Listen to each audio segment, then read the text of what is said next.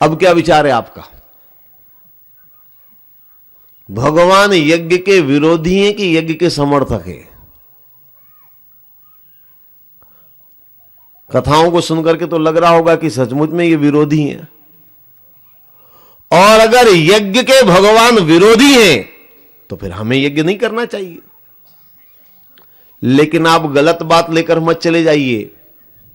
यज्ञ तो हमारी भारतीय संस्कृति की मूल जो है वो एक परंपरा है, धर्म का मूल आधार है। भगवान यज्ञ के विरोधी हैं ऐसा मैं नहीं कह रहा हूं। आप गलत बात लेकर मत चले जाइए, बात पूरी सुनेंगे तो ठीक रहेगा। आप विचार करिए, भगवान राम का जन्म हुआ किसकी कृपा से? यज्ञ की कृपा से। तो जिसका जन्म ही यज्ञ से हो, यज्ञ की कृपा से जिसका जन्म हो, वो भला यज्ञ का विरोधी कैसे हो सकता है? लेकिन विध्वंस तो करवाया राम ने, शंकर ने, विष्णु ने, सबने विध्वंस करवाया। ये विध्वंस कराना क्या है? थोड़ा सा ध्यान से देखिए। तुलसीदास जी स्वयं इस बात को कहते हैं कि राम ने यज्ञ विध्वंस तो करवाया, लेकिन वो यज्ञ कौन सा था, किसका था, इसका आप वर्णन सुनेंगे तो बात समझ में आ जाएगी। वो यज्ञ था मेघनाथ का। तुलसीदास जी लिखते हैं, मेघनाथ जग करहि अपावन, खल मायावी सुर देव सतावन। मेघनाथ यज्ञ कर रहा था, और यज्ञ भी कैसा था? बोले अपावन यज्ञ था। पावन नहीं था, बल्कि वो यज्ञ अपावन था। पावन यज्ञ और अपावन यज्ञ किसको कहेंगे? कई बार लोग ये भी मुझसे पूछते हैं। एक बार एक जगह किसी ने मुझसे कहा, अपावन यज्ञ का मतलब मेघनाथ बिना नहाए धोए यज्ञ करने बैठ गया होगा, इसलिए शायद अपावन यज्ञ कहा होगा। कई बार लोग यह सोचते हैं कि वो राक्षस था तो उसने यज्ञ में पवित्र वस्तुओं की आहुति देने की बजाय मांस वगैरह आदि की आहुतियां दी होगी, इसलिए शायद उस यज्ञ को अपावन यज्ञ कहा होगा तुलसीदास जी ने। ऐसे कई तरह की धारणा लोग रखते हैं। हालांकि मैं आपसे निवेदन करूं कि मेघनाथ यद्यपि असुर था, असुर कुल में उसने जन्म लिया, लेकिन इस तरह की बातें करना इस धर्म मंच की दृष्टि से ज्यादा उचित नहीं है। तुलसीदास जी जो कह रहे हैं, अगर आप उसी बात को समझ ले तो बहुत कुछ समझा जा सकता है। तुलसीदास जी ने अपावन की परिभाषा करी। अपावन माने क्या है? बोले खल मायावी सुर देव सतावन। वो जो यज्ञ कर रहा था वो किस लिए कर रहा था? देवताओं को सताने के लिए कर रहा था। ये भावना जो है, ये उसकी भावना पवित्र नहीं है, अपावन भाव है उसका। क्योंकि यज्ञ किसके लिए होता है? यज्ञ का एक मूल मंत्र है, सर्वे भवन्तु सुखिना, सब सुखी हो, सबका कल्याण हो। तो यज्ञ का मूल सिद्धांत है सब सुखी हो, सबका कल्याण हो। लेकिन मेघनाथ यज्ञ कर रहा था सबको सुखी करने के लिए नहीं, बल्कि देवताओं को सताने के लिए कर रहा था। तो उसका यज्ञ पावन नहीं था, बल्कि अपावन यज्ञ था। इसलिए भगवान राम ने मेघनाथ के यज्ञ का विध्वंस करवाया। यानी उसका भाव पवित्र नहीं था। भगवान शंकर ने दक्ष प्रजापति का यज्ञ विध्वंस क्यों करवाया? दक्ष प्रजापति के यज्ञ में उन्होंने बाधा क्यों पहुंचाई? बोलो श्री कृष्णचंद्र भगवान की, शंकर भगवान की। पीछे बहुत जगह है, जो माताएं बाद में आ रही उनको पीछे बिठाते रहे धैर्यता से। बोलो श्री कृष्णचंद्र भगवान की। पीछे वाले आगे आएंगे तो बड़ी मुश्किल होगी। जिनको जहां पीछे, अभी बहुत जगह खाली, ऐसी कोई समस्या वाली बात ही नहीं है कि जगह को लेकर कोई समस्या हो, बहुत जगह खाली है। जिसको जहां जगह मिले शांति से, धैर्य से आप बैठ जाइए। तो मैं आपको जो कह रहा था कि भगवान शंकर ने दक्ष प्रजापति का यज्ञ विध्वंस किया। दक्ष प्रजापति का यज्ञ विध्वंस क्यों किया? दक्ष प्रजापति की भावना क्या है वो भी जरा समझ लीजिए। दक्ष प्रजापति ने यज्ञ क्यों किया? भागवत में एक छोटी सी कथा आती है। एक बार एक देव सभा थी। जैसा कि आप जानते होंगे, हर सभा के अंदर कुछ औपचारिकताएं होती हैं। एक मुख्य अतिथि होता है, एक सभापति यानी अध्यक्ष होता है सभा का। ये सभा की कुछ औपचारिकताएं होती। तो देव सभा के अंदर भगवान शंकर को तो बनाया था सभापति यानी अध्यक्ष, और मुख्य अतिथि के रूप में चुना था दक्ष प्रजापति को। संयोग था, किसी को भी चुन ले तो चुन लिया। सभा का समय हुआ, सब लोग पहुंच गए, भगवान शंकर भी पहुंच गए, लेकिन दक्ष प्रजापति नहीं पहुंचे। अब मुख्य अतिथि थे। एक बात आपने देखी होगी, अब तक आधा एक घंटा लेट नहीं जाए तब तक मुख्य अतिथि बनने में मजा ही नहीं आता है। मुख्य अतिथि का मतलब ही है कि ठाठ से थोड़ा सब इंतजार करते रहे, थोड़ा सब प्रतीक्षा करें, तब जाए तो थोड़ा लगता है कि हां हम मुख्य अतिथि हैं। तो दक्ष प्रजापति लेट गए, दक्ष प्रजापति नहीं पहुंचे, बाकी सब पहुंच गए। अब जब बाकी सब देवता पहुंच गए, भगवान शंकर पहुंच गए, अब खाली बैठे बैठे करें क्या? क्योंकि सभा तो प्रारंभ तभी होगी जब मुख्य अतिथि आएंगे। तो खाली बैठे बैठे करें क्या? आपने देखा होगा, खाली समय में हर आदमी अपने अपनी प्रकृति के अनुसार आचरण करता है। कोई कुछ करता है, कोई कुछ करता है। तो कुछ देवता लोग आपस में बातें करने लगे। कुछ देवता जो है आंखें बंद करके अंदर ही अंदर कोई भजन वजन गुनगुना रहे होंगे। सबके अपने अपने स्वभाव होते। भगवान शंकर क्या करते हैं? आंख बंद करके भजन करने लगते हैं, और इस भजन में उन्हें लग गई समाधि। भगवान शंकर तो समाधिस्थ थे, उन्हें समाधि लग गई। अब आए दक्ष प्रजापति, शंकर जी थे समाधि में। समाधि में बाहर के जगत का कुछ भी ज्ञान नहीं रहता है। तो जब सारे सम्मान में खड़े हुए तो भगवान शंकर खड़े नहीं हुए। दक्ष प्रजापति ने चारों तरफ नजर घुमाकर देखा, सब मेरे सम्मान में खड़े हैं, अकेले शंकर जी नहीं खड़े। तो दक्ष प्रजापति बड़े क्रोधित हो गए। अरे, सब मेरा सम्मान कर रहे हैं, ये अकेले शंकर जी मेरा सम्मान नहीं कर रहे हैं। बल्कि इनको तो सबसे पहले खड़ा होना चाहिए था, क्योंकि एक तो मैं सभा का मुख्य अतिथि हूं इसलिए, और दूसरा रिश्ते में मैं इनका, जानते ना, ससुर हूं। तो ससुर के सुर में सुर मिलाना चाहिए। ससुर तभी तो होगा। ससुर के सम्मान में सुर मिलाना चाहिए, तभी तो गाएंगे मिले सुर मेरा तुम्हारा, तो ससुर बने हमारा। ससुर का तो सम्मान पहले करना चाहिए। लेकिन ये शंकर जानबूझ करके मुझे अपमानित करने के लिए बैठा हुआ है। ये क्या जाने मान सम्मान देना, ये कैलाश पर्वत पर रहने वाला, ये जो है वो नशे पत्ते में धुत रहने वाला, ये क्या जाने। अब दक्ष प्रजापति बड़बड़ाने लगे। इतने में शंकर जी की समाधि टूटी। अब समाधि टूटने के बाद उन्होंने सोचा, अब भैया देर तो हो गई, अब खड़े होने में क्या फायदा। अरे समय पर खड़े हो तो ठीक लगता है, अब विलंब से खड़े होने में क्या लाभ है, तो इससे अच्छा बैठे रहो। तो शंकर जी बैठे रहे, मुस्कुराते रहे और बैठे रहे। इनको बैठे बैठे मुस्कुराता देखा तो दक्ष प्रजापति का क्रोध और ज्यादा भड़क गया कि देखो ये जानबूझकर कैसा ठिठक ठिठक कर हंस रहा है और खड़ा नहीं हुआ है। दक्ष प्रजापति ने इतना कुछ कहा और मन में ठान लिया, चाहे कुछ भी हो जाए, मैं शंकर का जो है शंकर को अपमानित करके बदला लेकर रहूंगा।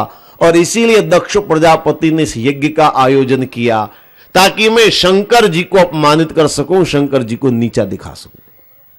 तो दक्ष प्रजापति की भावना क्या है? शंकर को अपमानित करना, शंकर को नीचा दिखाना। और यह भावना कोई अच्छी भावना नहीं है। यज्ञ किसी को अपमानित करने के लिए नहीं होता है, यज्ञ किसी को नीचा दिखाने के लिए नहीं होता है, बल्कि यज्ञ तो प्रेम और सद्भाव को बढ़ाने के लिए होता है। तो यह यज्ञ की भावना अच्छी भावना नहीं है, और इसीलिए भगवान शंकर ने दक्ष प्रजापति के यज्ञ का विध्वंस करवाया।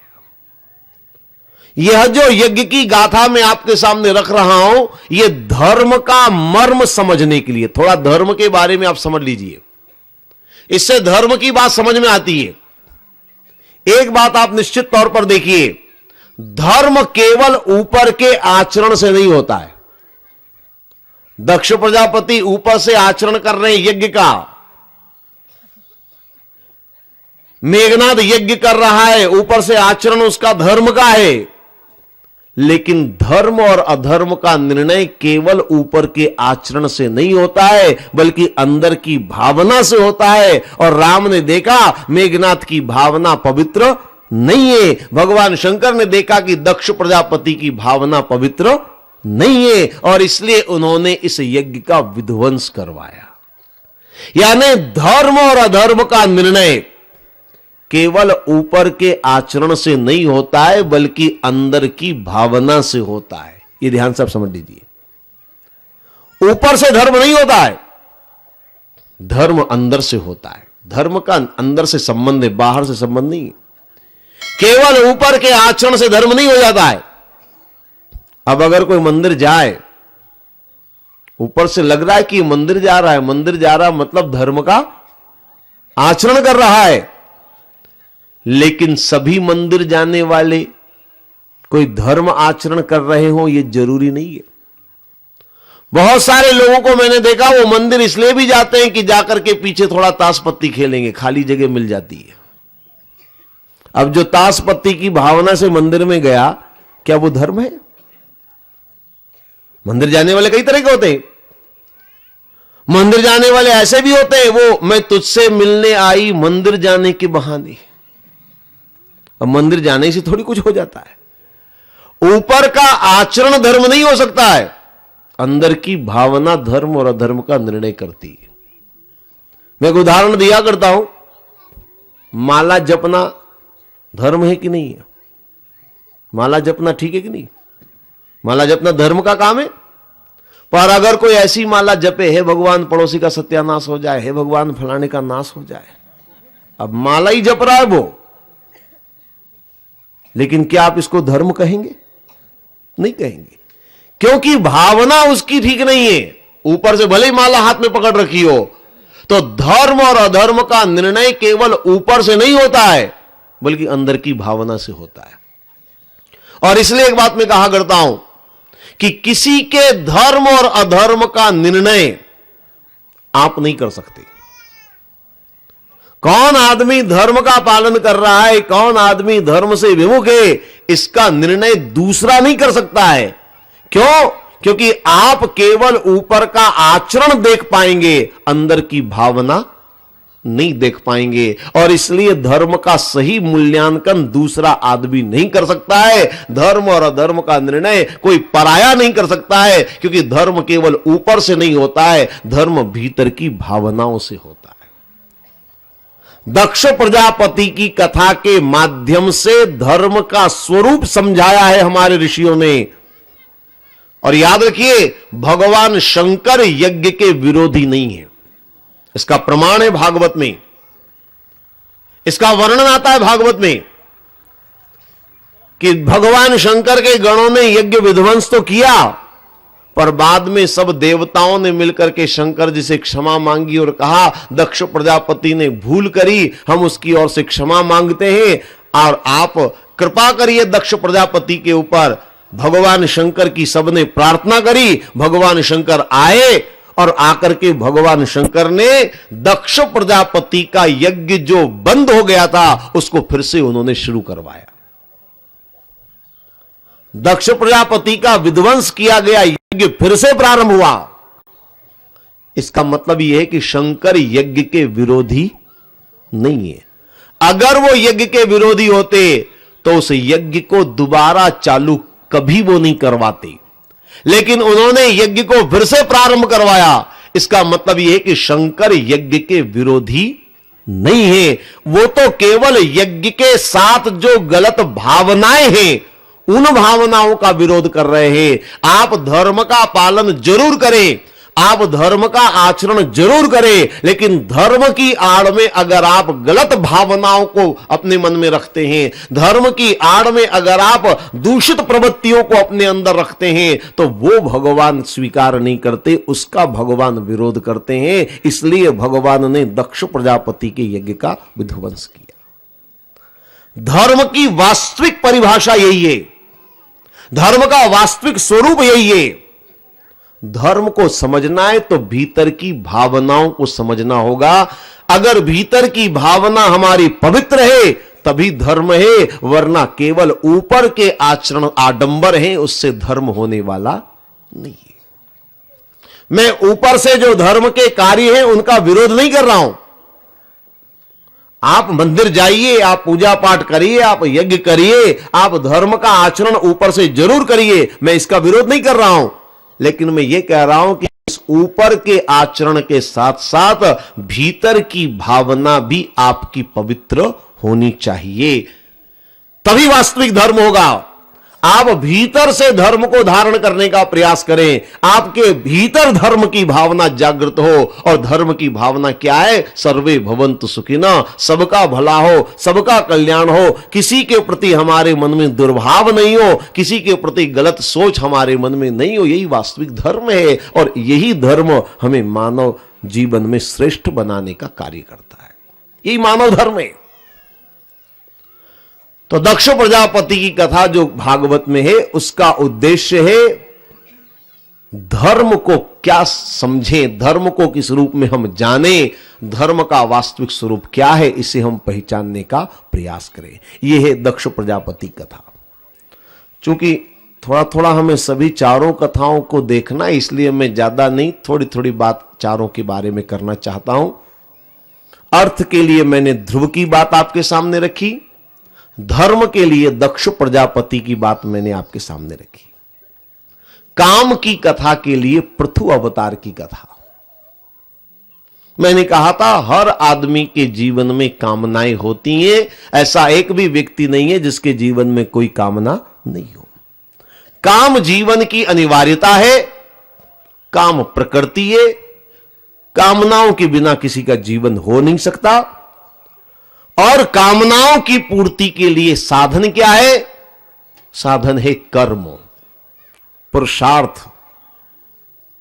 भागवत में पृथु अवतार की कथा वो है काम की कथा। पृथु अवतार का जो वर्णन किया गया वो काम की अवतार का वर्णन किया गया। भगवान पृथु के चरित्र में बताया गया कि भगवान पृथु ने 100 अश्वमेध यज्ञ का संकल्प लिया। एक छोटी सी बात करके मैं बात आपके सामने रख रहा हूं। 100 अश्वमेध यज्ञ का संकल्प उन्होंने लिया, 99 यज्ञ पूरे हो गए। कोई साधारण बात नहीं है। 100 अश्वमेध यज्ञ और 99 पूरे कर लेना बहुत बड़ी बात है। मैं उदाहरण के द्वारा आपके सामने बात रखूंगा तो शायद और अच्छी तरह आप समझ पाएंगे। भगवान राम ने, राजाधिराज रामचंद्र जी ने, जिस राम राज्य के बारे में हम बहुत कल्पनाएं करते हैं, बहुत बातें करते हैं, जिनका यश सबसे ज्यादा है, उन भगवान राम ने संपूर्ण जीवन काल में केवल 1 अश्वमेध यज्ञ किया, है ना? 1 अश्वमेध यज्ञ किया और वो यज्ञ भी ले देकर पूरा हुआ। ले देकर पूरा हुआ वाला कहने का मतलब शायद आप समझ रहे होंगे, यानी बड़ी मुश्किल से जैसे तैसे वो बस पूरा हो गया, यूं समझ लीजिए। बड़ी अड़चनें, बड़ी रुकावटें, जैसे तैसे वो पूरा हुआ। हालांकि बहुत विस्तार से मैं नई बात बता पा रहा हूं, लेकिन शायद आपने सुनी होगी राम के अश्वमेध यज्ञ के बारे में। लवकुश प्रकरण से लेकर के सीता के स्थान पर स्वर्ण प्रतिमा की स्थापना से लेकर के कई बाधाओं के बाद जाकर के वो यज्ञ पूरा हुआ। तो भगवान राम जीवन में एक यज्ञ मुश्किल से पूरा कर पाए, और पृथु ने 99 यज्ञ तो ऐसे ही पूरे कर लिए सहजता से। ये क्या है? ये वर्णन इस बात की ओर इशारा है, भगवान पृथु कर्म योगी हैं, कर्म में बड़ी शक्ति है। अगर कर्म के अंदर संकल्प है तो आदमी जीवन में सब कुछ कर सकता है। एक यज्ञ तो क्या 100 यज्ञ भी वो पूरे कर सकता है। यह कर्म की शक्ति का वर्णन किया गया है कि अगर व्यक्ति कर्मशील है, अगर व्यक्ति के अंदर संकल्प है, तो अपने कर्म के द्वारा संकल्प को पूरा करने के लिए पुरुषार्थ करके वो जीवन में असंभव को भी संभव कर सकता है। जीवन में कामनाएं जितनी भी हैं, उन कामनाओं को पूरा करने के लिए कर्म का सहयोग आवश्यक है, कर्म की सहायता आवश्यक है, कर्म योगी बनना पड़ेगा, तभी आप जीवन में कामनाओं पर विजय प्राप्त कर सकते हैं, कामनाओं को पूरा कर सकते हैं, काम से निकलकर मोक्ष की ओर बढ़ सकते हैं। अंतिम लक्ष्य है मोक्ष का, अर्थ धर्म काम और मोक्ष। और मोक्ष के लिए कथा, पुरंजन की कथा भागवत में रखी गई। पुरंजन की कथा बड़ी बढ़िया कथा है, बड़ी महत्वपूर्ण कथा है। कथा में आपको थोड़ी सी बता दूं और उसके बाद हम उसके बारे में बात भी करेंगे। मोक्ष की बात है इसलिए थोड़ी सी हम विस्तार से बात करेंगे। एक था राजा पुरंजन, उसका एक मित्र था जिसका नाम था अविज्ञात। दोनों मित्र जंगल में जा रहे थे, चलते चलते चलते दोनों बिछुड़ गए, दोनों अलग अलग रास्ते पर निकल गए, दोनों भटक गए। अब ये पुरंजन अकेला रह गया, भटकते भटकते एक नगर में पहुंचा। 9 द्वार वाला ये नगर था। नगर के अंदर जब ये पहुंचा तो इसने देखा कि यहां पर जैसे उत्सव का वातावरण है।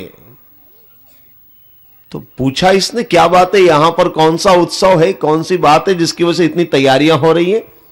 तोरण द्वार झंडियां वगैरह लगी हुई थी। तो किसी ने बताया कि हमारी राजकुमारी की सवारी आ रही है। राजकुमारी की सवारी, राजा की सवारियां निकलती है तो हमने सुना, राजकुमारी की सवारी। तो बताने वाले ने बताया कि हमारे यहां राजा नहीं है, राजकुमारी ही राजगद्दी पर बैठी है और वही राज्य का संचालन करती है। मतलब एक तरह से वो राजा ही है। तब तो ठीक है उनका। तो राजा पुरंजन ने सोचा कि मैं भी थोड़ा देख लूं, अभी सवारी है तो मैं भी थोड़ा देख लूं। देखने के लिए खड़ा रह गया। थोड़ी देर बाद सवारी आई। पुरंजन ने क्या देखा, राजकुमारी है, राजकुमारी के आसपास 10 उसके अंगरक्षक हैं और 10 अंगरक्षकों के साथ में 11वां सेनापति भी उनके साथ में है। पीछे सैकड़ों सखियां और दासियां हैं। राजकुमारी का काफिला चला जा रहा है। अब राजा ने राजकुमारी को देखा, राजकुमारी ने राजा को देखा, दोनों ने एक दूसरे को देखा, दोनों की निगाह एक दूसरे पर ठिठक गई। दोनों एक दूसरे को घूर घूर करके देखने लगे। और जब ज्यादा घूरा घूरी होती तो आप जानती ना क्या होता है। यही शुरुआत तो यहीं से होती है ना। दोनों में प्रेम हुआ और दोनों का विवाह हो गया। पर पुरंजन यहीं रहने लगा क्योंकि जमी जमाई दुनिया थी, राजपाट सब था, तो यहीं पर वो रहने लगा। दोनों बड़े आराम से रहने लगे, सुखमय जीवन था इनका। एक दिन की बात है, ये पुरंजन उस 11वें सेनापति को लेकर के जंगल में शिकार खेलने के लिए गया। शिकार खेलने गया, आने में बहुत विलंब हुआ। जब वो समय पर लौटकर नहीं आया तो पत्नी बड़ी नाराज हुई। नाराज तो होगी, पतिदेव अगर समय पर नहीं लौटेगा तो पत्नी तो नाराज होगी। आप लोग तो जानते ही होंगे, समय पर पति घर आ जाए तब तो सब ठीक है, नहीं आए तो पत्नियां नाराज होती हैं। आपका भी तो अनुभव होगा ना। तो पत्नी नाराज हुई, लेकिन राजा पुरंजन ने अपनी पत्नी को जैसे तैसे समझा बुझा करके राजी कर लिया। हर आदमी समझा लेता है पत्नी को, तो समझा लिया पुरंजन ने भी। लेकिन एक बार अविश्वास जहां बीच में आता है तो वहां फिर प्रेम और सद्भावना धीरे धीरे समाप्त होने लगती। अब दोनों में धीरे धीरे मनमुटाव बढ़ने लगा, खींचातानी बढ़ने लगी, कलह शुरू हो गया। इधर एक घटना और घटी। एक चंड वेग ने इस नगर के ऊपर आक्रमण कर दिया, भयंकर आक्रमण किया इस नगर के ऊपर। हालांकि ज्यादा घबराने की बात नहीं, क्योंकि एक 5 फण वाला सांप इस नगर के बाहर नगर प्रहरी के रूप में है, जो नगर की रक्षा 100 साल तक करने में सक्षम है। ज्यादा चिंता करने की बात नहीं। लेकिन कथा बताती है कि चंडवेग का आक्रमण तो था ही, एक और बात हुई। काल कन्या जरा, जिसका कोई वर्ण नहीं करता था, वो आई चंडवेग के पास। मेरा कोई वर्ण नहीं करता, मैं क्या करूं? तो चंडवेग ने कहा, मेरा भाई प्रज्वर है, इसको लेकर के तू इस नगर में घुस जा गुप्त मार्ग से, और कोई तेरा वर्ण करे चाहे ना करे, तू जबरन उनके साथ में कर लेना। तो ये जरा भी इस नगर में घुस गई और लोगों के साथ जबरदस्ती करने लगी। अब बाहर से भी आक्रमण, अंदर से भी लूटपाट, दोनों तरफ से जब हो गया तो राजकुमारी घबराई, और राजकुमारी इस घबराहट में, राजकुमारी इस उलझन में मारी गई। राजकुमारी मर गई। अब बचा पुरंजन। तो पुरंजन संघर्ष कब तक कर पाता? अकेला पड़ गया था। धीरे धीरे पुरंजन भी टूट गया और पुरंजन की भी मृत्यु हो गई। लेकिन मरते समय अपनी पत्नी का स्मरण, अपनी पत्नी का चिंतन ही वो कर रहा था। भारतीय हिंदू मान्यता के अनुसार अंत मति सो गति, जैसा मरते समय चिंतन करेंगे वैसी गति होगी। तो उसने पत्नी का चिंतन किया तो अगले जन्म में उसे स्त्री बनना पड़ा। स्त्री का जीवन जैसा होता है, माता पिता के घर में कन्या बड़ी हुई, विवाह हुआ, माता पिता ने उससे उपदेश दिया, पतिव्रत धर्म का संदेश दिया, और वह बेचारी उस पतिव्रत धर्म का पालन करने लगी। पति को ही अपना सब कुछ मान करके पति की सेवा में लग गई। वो पतिव्रत धर्म का पालन किया।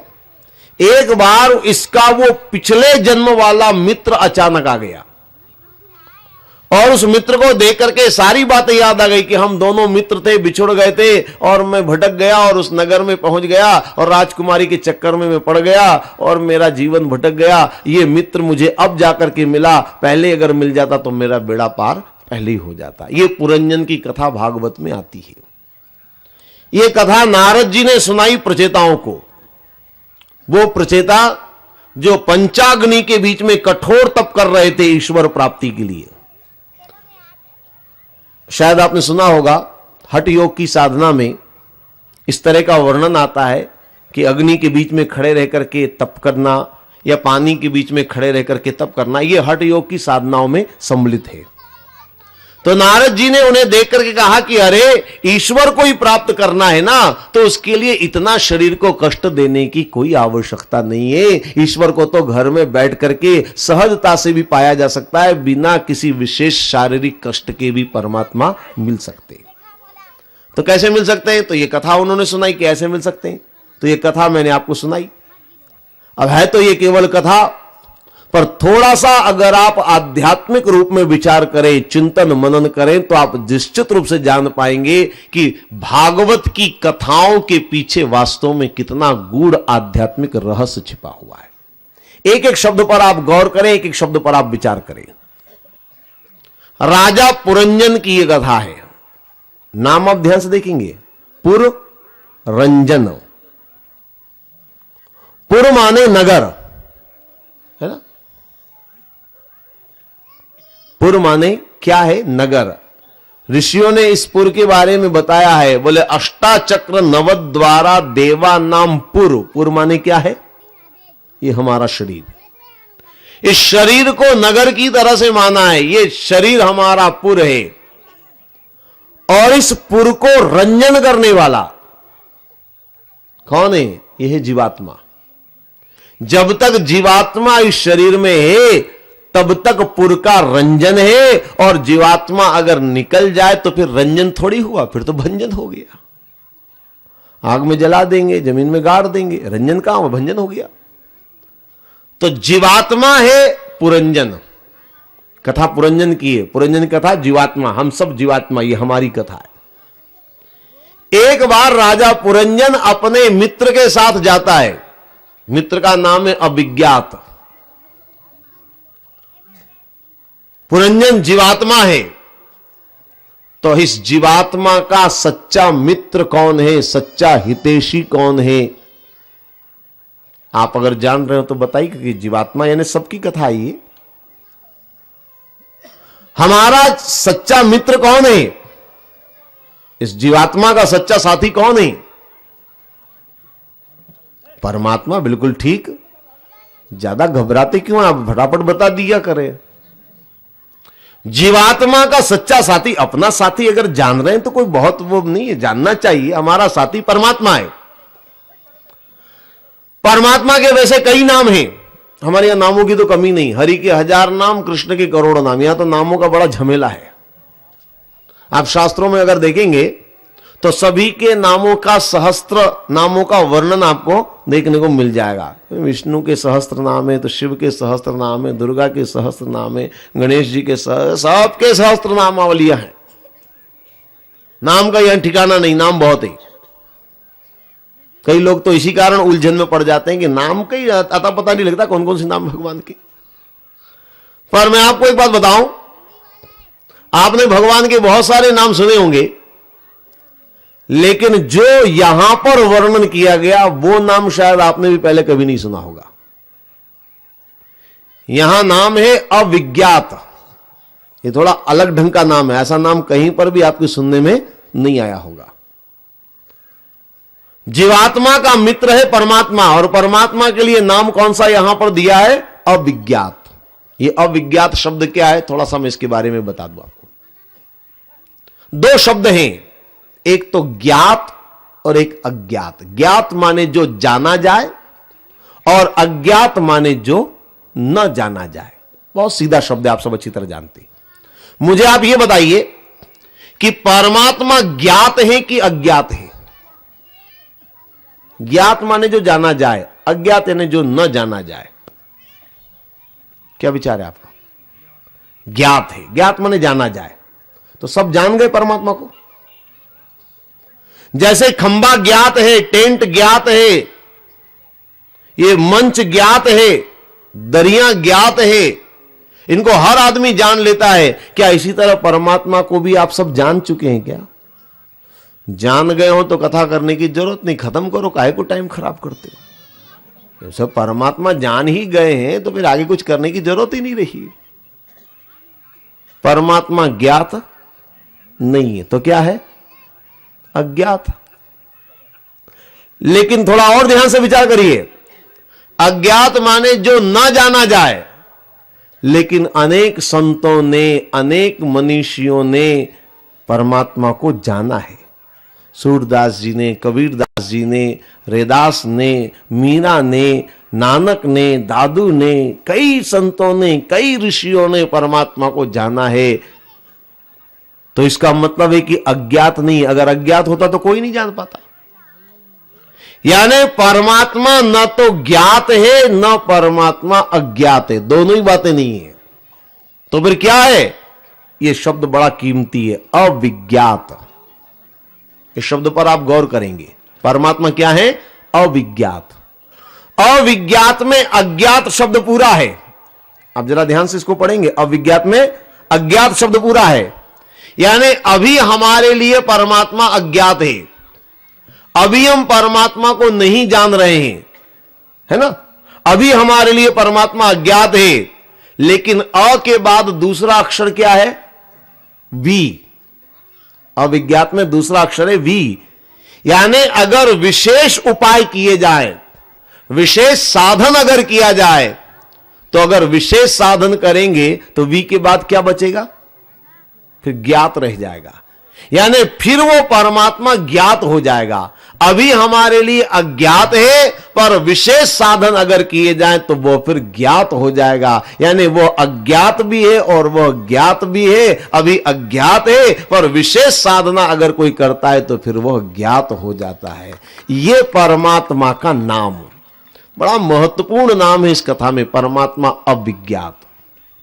दोनों साथ में थे पर दोनों भटक गए। सबकी कथा है। हम सब उस परमात्मा से भटक गए, बिछड़े परमात्मा से, और भटकते भटकते यानी 84 लाख योनियों में भटकते भटकते भटकते ये पुरंजन पहुंचा इस नगर में। कौन सा नगर? 9 द्वार वाला नगर। शायद इशारा आप समझ रहे होंगे। 9 द्वार वाला नगर यानी हमारा ये मनुष्य शरीर। 9 द्वार माने गए इसके, 2 कान के, 2 नेत्र के, 2 नासिका के, 1 मुख, 7 द्वार ये, और लिंग और गुदा, ये 9 द्वार वाला नगर माना गया। इस नगर में पहुंचा पुरंजन। यहां राजकुमारी का शासन है, राजकुमारी राज करती है इस पर। राजकुमारी कौन है? ये है हमारी बुद्धि। इस तन के ऊपर राज किसका चलता है? बुद्धि का चलता है।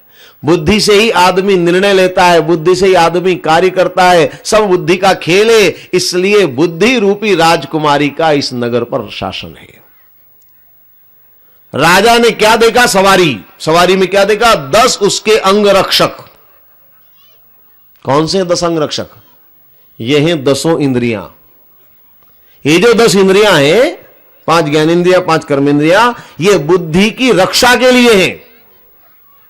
और इन 10 अंग रक्षकों के साथ में 11वां सेना नायक, 11वां सेनापति, कमांडर। ये 11वां कमांडर भी शायद आप समझ रहे होंगे, ये है हमारा मन।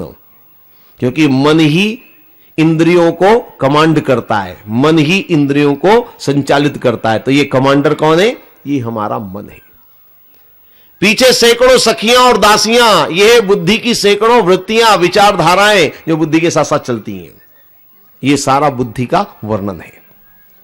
राजा और राजकुमारी दोनों एक दूसरे को देखते हैं और दोनों का विवाह हो जाता है। जीवात्मा का नाता जब भी जुड़ेगा बुद्धि से ही जुड़ेगा, किसी और से जुड़ने वाला नहीं है।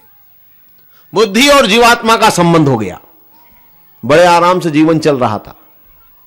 पर कथा बताती कि एक बार पुरंजन 11वें को लेकर के गया। 11वां कौन? अभी मैं आपको बता रहा था, 11वां सेनापति ने हमारा मन। कहां गए? बोले जंगल में शिकार खेलने के लिए गए। शिकार माने हिंसा। जीवन में गड़बड़ कहां शुरू होती है? हिंसा की ओर प्रवृत्त। और किसके साथ? 11वें यानी मन के साथ। मन ही आदमी को हिंसा में यानी गलत प्रवृत्तियों में खींच कर ले जाता है। मन कहता है अरे जिंदगी में एक बार तो कम से कम मजा ले लो। मन उकसाता है, क्योंकि मन का स्वभाव मैं आपको पहले ही बता चुका हूं। मन की आदत ही है गलत प्रवृत्तियों में रुचि लेना। मन का स्वभाव है बुराई में प्रवृत्त होना। तो मन उकसाता है, जिंदगी में एक बार कम से कम पी के तो देखो बोतल में कितना मजा आता है। ये मन उकसाता है। मन जो है वो ललचाता है, एक बार देख तो सही तेरे से धुआं निकलता भी है कि नहीं निकलता है। लोग क्या धुएं का छल्ला निकालते हैं, तेरे से निकलेगा कि नहीं निकलेगा। ये मन उकसाता है। ये सेनापति लेकर के जाता है इसको शिकार खेलने। शिकार माने हिंसा यानी असद प्रवृत्तियों की ओर खींच कर ले जाता है। लौट करके जब आता है तो राजकुमारी नाराज होती है। ये ध्यान देंगे आप, आपने अनुभव किया होगा और बहुत ध्यान से देखेंगे तो आप जानेंगे। जीवन में आदमी पहली बार जब कोई गलत कार्य करता है, पहली बार जब कोई आदमी बुरा आचरण करता है तो राजकुमारी नाराज होती है। राजकुमारी माने कौन? बुद्धि। आप देखेंगे जीवन में पहली बार अगर आदमी ने कोई गलत आचरण किया है तो बुद्धि उसका विरोध जरूर करेगी।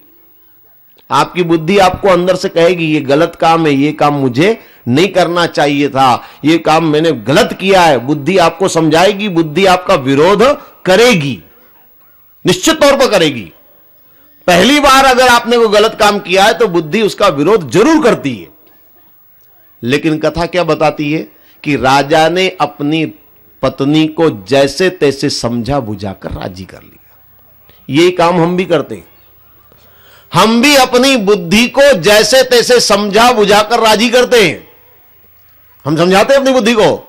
अरे दुनिया में इतने पढ़े लिखे डॉक्टर इंजीनियर पी रहे हैं तो एक मैं भी पी लूं, और कोई रोज थोड़ी पी रहा हूं, कभी कभार दोस्त लोग नहीं माने पी लिया तो क्या फर्क पड़ता है। ये क्या है? बुद्धि को समझाने के तरीके। हम भी अपनी बुद्धि को समझा दें कि दुनिया में इतने लोग रिश्वत ले रहे हैं तो मैं भी एक बार, अब बेचारा नहीं मान रहा है और मैं इसका काम कर रहा हूं, कोई मुफ्त में तो नहीं ले रहा हूं, अब नहीं मान रहा है ये तो ले लूं तो क्या फर्क पड़ेगा। बुद्धि को समझाते हम। पहली बार जब गलत काम करते हैं तो बुद्धि विरोध जरूर करेगी, लेकिन हम अपनी बुद्धि को एन केन प्रकारेण समझा बुझा करके राजी कर लेते। और यहीं पर सबसे बड़ी मुसीबत आती है। ध्यान से मेरी बात समझना, जीवन में सबसे बड़ी मुसीबत यहीं पर आती है कि जब आदमी की बुद्धि भी गलत कार्य में सहमत हो जाए, आदमी की बुराइयों से जब बुद्धि सहमत हो जाती है, राजी हो जाती है कि हां ये ठीक है, तो भला बताइए फिर आपको बुरे काम से रोकेगा कौन? फिर आपकी बुराइयों से आपको बचाएगा कौन?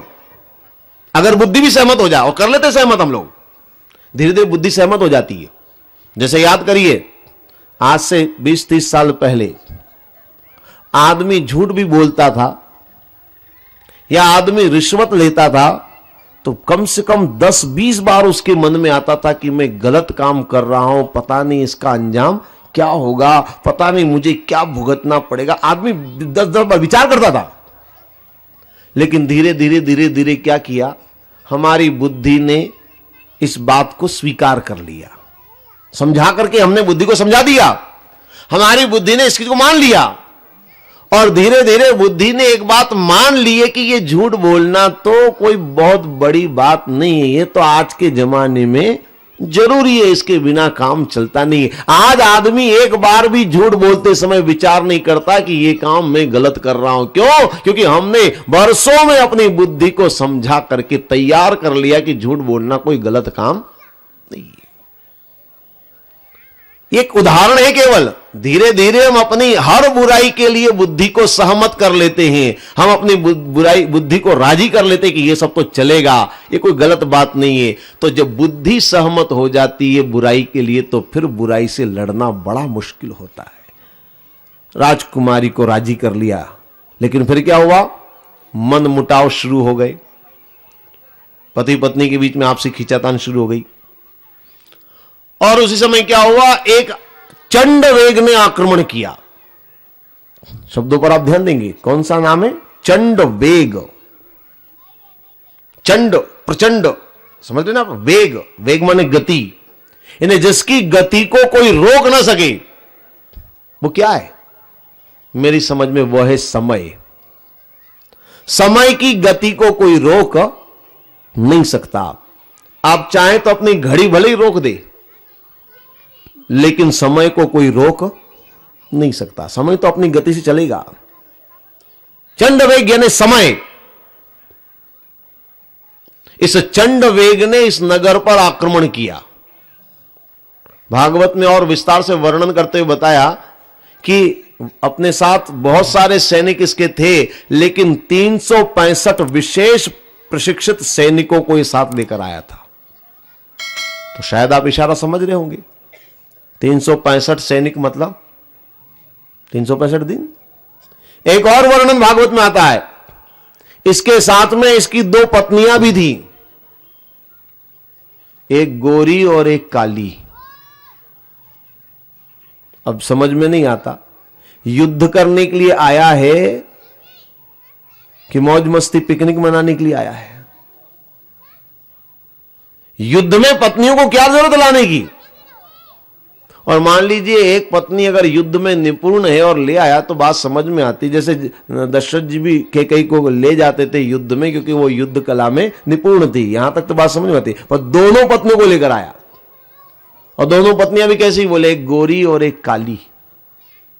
शायद एक अमेरिकन होगी, एक अफ्रीकन होगी, लेकिन आप समझ रहे होंगे गोरी और काली पत्नी से मतलब क्या है। समझ रहे ना आप लोग? कौन है ये? दिन और रात। वैसे स्त्रियों के लिए दिन शब्द का प्रयोग करना शाब्दिक रूप में थोड़ा कम जचता है, तो थोड़ा सा मैं, हालांकि बात जो है वही है, बिल्कुल सही है, दिन और रात सही है, लेकिन शब्द थोड़ा जचने वाला होना चाहिए। इसलिए मैं ऐसा कहूं, 2 पत्नियां कौन थी? एक उषा और एक निशा। ये थोड़ा शब्द समझने में ठीक रहेगा। उषा माने दिन, निशा माने रात, बात वही की वही है, लेकिन थोड़ा लगना भी चाहिए, स्त्री जैसे शब्द होने चाहिए, इसलिए मैं शब्दों को थोड़ा बदल रहा हूं। उषा और निशा, ये 2 पत्नियां, ये आक्रमण करता इस नगर के ऊपर। समय की मार, समय के थपेड़े पड़ते हैं शरीर के ऊपर। लेकिन कथा बताती है, बोले 5 फण वाला सांप 100 साल तक लड़ने में सक्षम है। 5 फण वाला सांप, सांप एक है, फण 5 है। ये कौन सा सांप है? ये है 5 प्राण, प्राण अपान समान व्यान उदान। ये जो 5 फण वाला सांप है 100 साल तक, क्योंकि मनुष्य की परिपूर्ण आयु जो मानी गई है वह 100 साल की मानी गई है। हालांकि आज के युग में 100 साल कोई विरले ही जी पाते हैं। आज के युग में तो आदमी की औसतन आयु जो है वो करीब 60। तो आज के हिसाब से अगर कथा लिखें तब तो 60 साल ही लिखना चाहिए, लेकिन 100 साल को मैं गलत नहीं मानता, क्योंकि परिपूर्ण आयु मनुष्य की जो मानी गई वो 100 साल की मानी गई है। आदमी चाहे कितना भी जिए, पर आदमी को आशीर्वाद जब कोई देता है तो शतम जीवे, यानी 100 साल तक आप जिए, यही आशीर्वाद दिया जाता है। 100 साल परिपूर्ण आयु मानी जाती है, इसलिए 100 साल का वर्णन किया गया। 100 साल तक ये 5 फण वाला सांप लड़ता है। एक और वर्णन इस कथा में, काल कन्या जरा। काल, काल माने मृत्यु, काल की कन्या जरा, जरा माने बुढ़ापा। इसका कोई वर्णन नहीं करता है। बुढ़ापे को कौन चाहेगा? चाहता है कोई बुढ़ापे को? कोई नहीं चाहता है।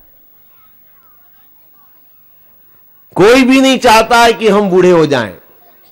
हालांकि बूढ़े सब होते हैं, प्रकृति है। जीवन के अंदर एक नियम है, बचपना के बाद जवानी, जवानी के बाद बुढ़ापा, बुढ़ापा तो आता है प्रकृति के अनुसार, लेकिन चाहता कोई भी नहीं है कि हम बूढ़े हो जाएं। कोई चाहता हो तो बताइए मुझे। कोई नहीं चाहता है। बल्कि बुढ़ापा आने के बाद भी ऐसा उन्हें लगता है कि जैसे कोई मुझे ये ना कह दे कि मैं बूढ़ा हो गया।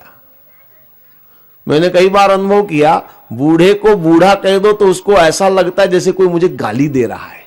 बुरा बुरा लगता है, अंदर ही अंदर मन कचोट कर रह जाता, साले आजकल मुझे लोग बूढ़ा कहने लगे। कई बार आदमी क्या कहता है, अरे बाल सफेद हो गए तो क्या हो गया, अंदर से तो मैं अभी भी जवान हूं। मतलब वो बुढ़ापे को मानने को तैयार ही नहीं हो रहा है कि मुझे बुढ़ापा आ गया, क्योंकि आदमी बर्दाश्त नहीं करता कोई उसे बूढ़ा कहे। हर आदमी जवान रहना चाहता है, बूढ़ा होना कोई नहीं चाहता। और इसीलिए बुढ़ापे को छुपाने के लिए न जाने क्या क्या जतन आदमी करता है। कोई अपने बालों को रंग रहा है ताकि किसी को पता नहीं चले कि मैं बूढ़ा हो गया। गांव में तो लोग बड़े सीधे सरल होते हैं, यहां तो सरलता है।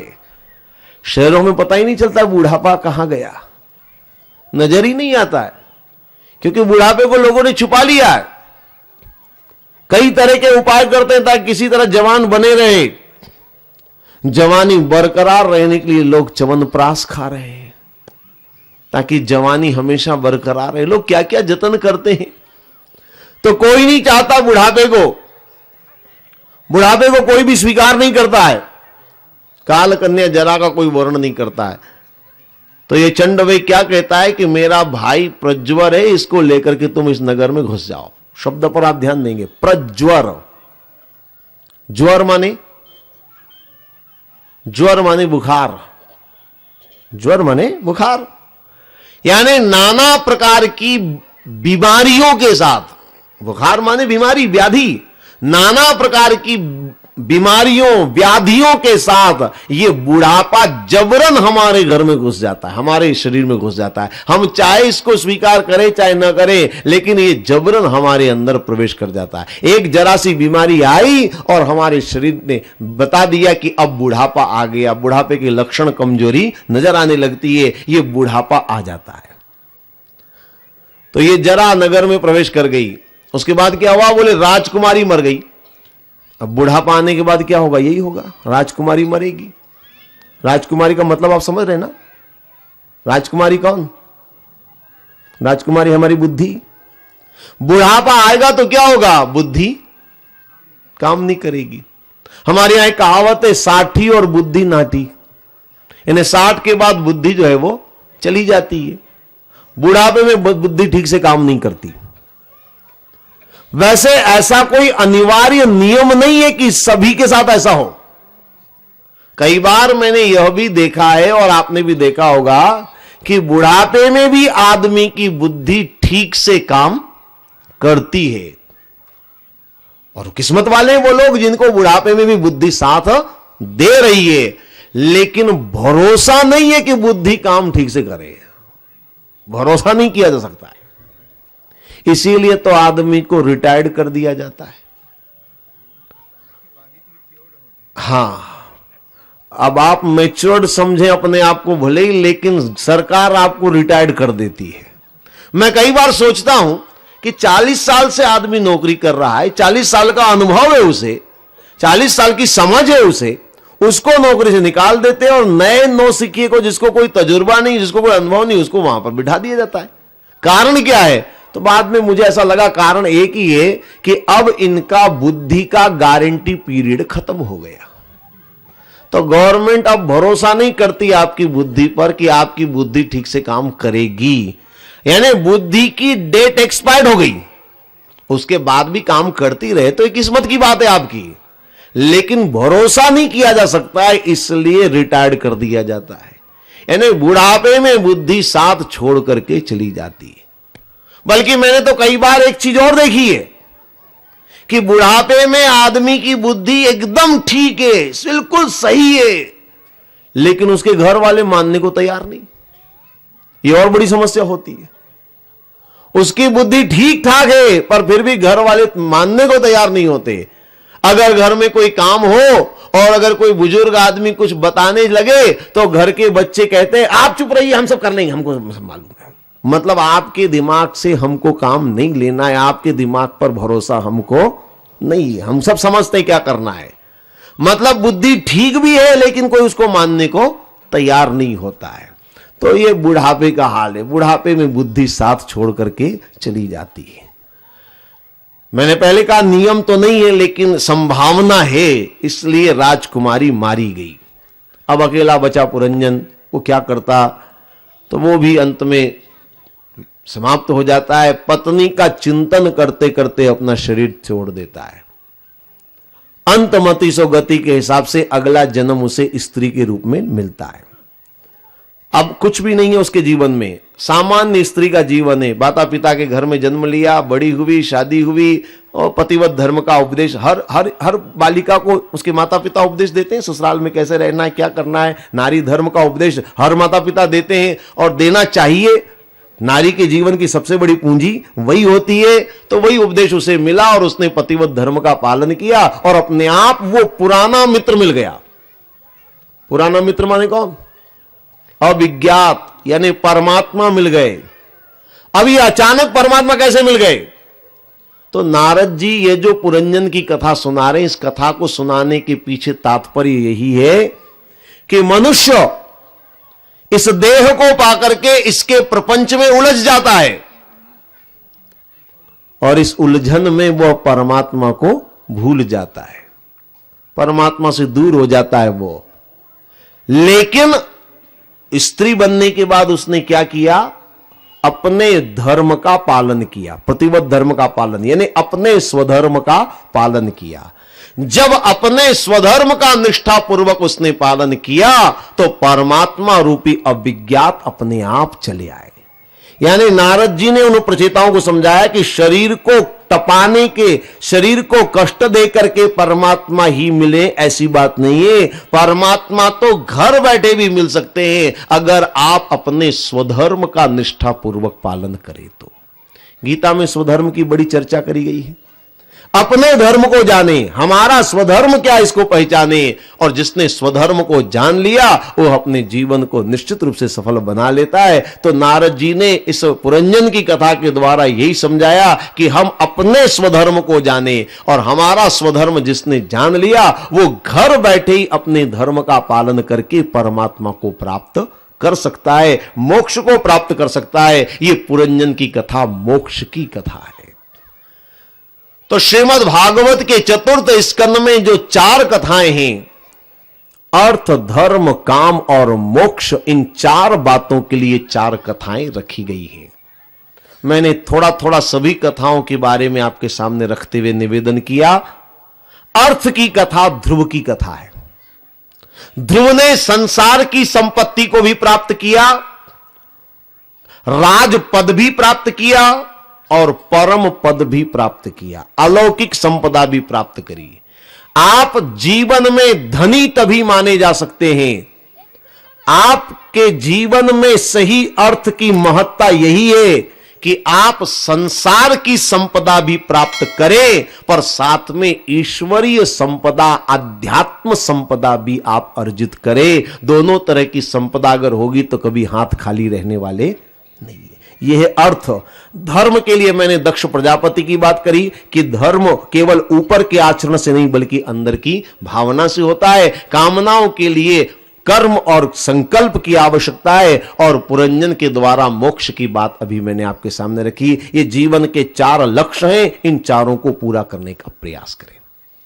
हालांकि भागवत में हमारे ऋषियों ने बहुत ही विस्तार पूर्वक सिद्धांतों को रखने का प्रयास किया। आप जितनी विस्तार से बात करेंगे उतने ही आपको हमारे ऋषियों के गहन चिंतन का आभास होगा। अब ये जो चतुर्थ स्कंध है, इसमें कुल 31 अध्याय है। इस स्कंद में 31 अध्याय हैं।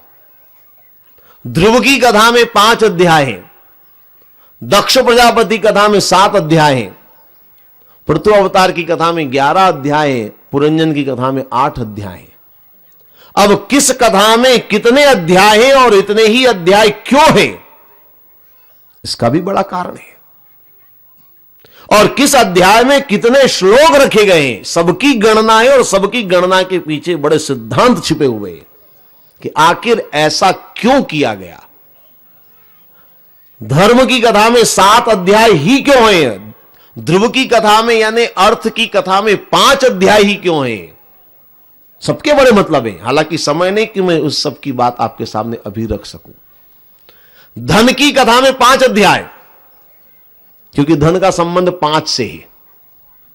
हमारे संतों ने, अनुभवियों ने कहा है कि जीवन में धन जो आता है वो 5 प्रकार से आता है। 5 तरह से धन आता है जीवन में। 5 कौन कौन से? एक तो है माता पिता के द्वारा, जिसको पैतृक संपत्ति के रूप में हम कहते हैं।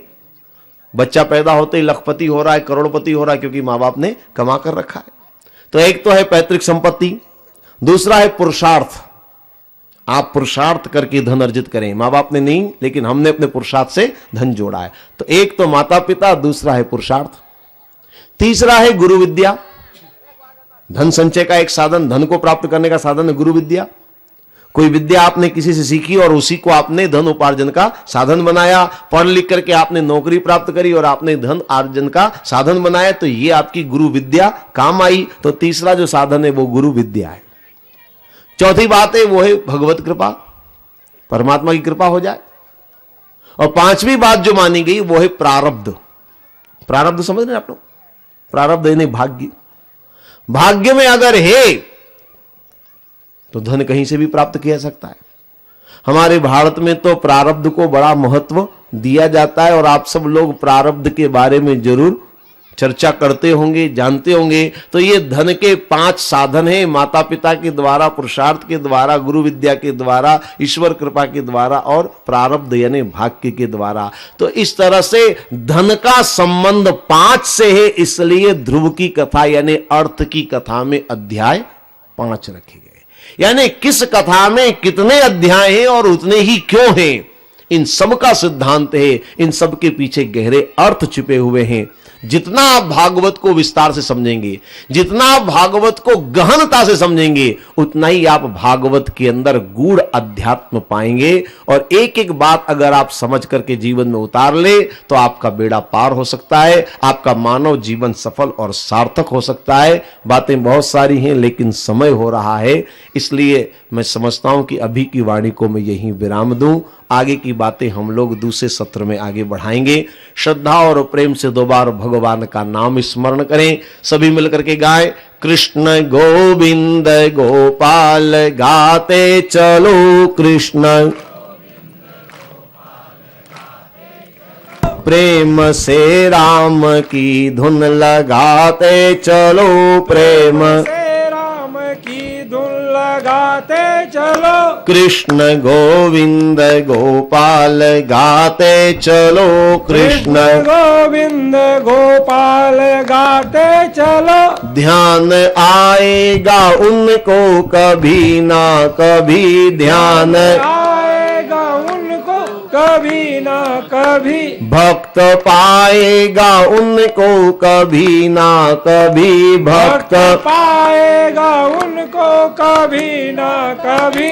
ऐसा विश्वास मन में बढ़ाते चलो, ऐसा विश्वास मन में बढ़ाते चलो, कृष्ण गोविंद गोपाल गाते चलो, कृष्ण गोविंद गोपाल गाते चलो। प्रेम से राम की धुन लगाते चलो, प्रेम से राम के धुन लगाते चलो, कृष्ण गोविंद गोपाल गाते चलो, कृष्ण गोविंद गोपाल गाते चलो। बोलो श्री कृष्णचंद्र भगवान की, शंकर भगवान की, सत्य सनातन धर्म की।